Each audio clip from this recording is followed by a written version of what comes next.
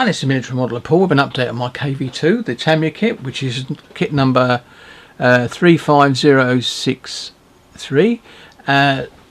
Going together well. I'm going to go into the details of all the paints I used on my next video, which will be in early part of new 2001 when I get a bit further along.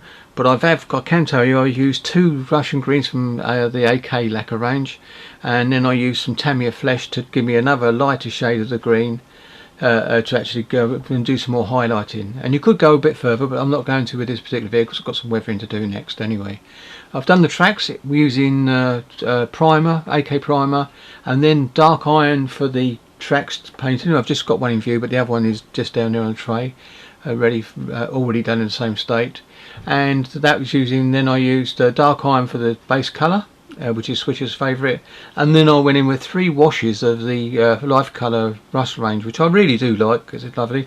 Mixed it with water, flowed it across, let it dry, add another coat of the first layer, and then basically used the 3 colours, one on top of each other until they dried. Then I used Wilder's to dry mud into the tracks, and then wiped off the surface of the, so where it hit the contact with the road, it's all clear.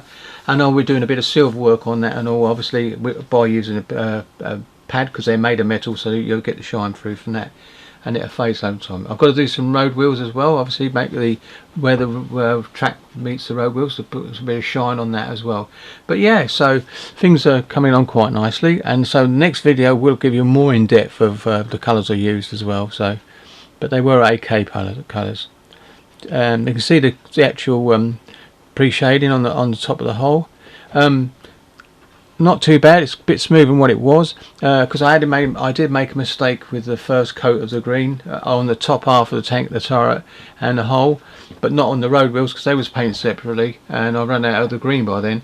And what it is, I under mixed the thinner, and you should go 50-50 with lacquer, AK lacquer paints, and I didn't. I went 20-80, and I got that sort of rough texture. Alright, it works on a tank, so it's not quite so bad, but I would have rather have it smooth, because if I touch this, it's lovely and smooth. And that was because that's the dark colour I mixed the correct ratios for the wheels.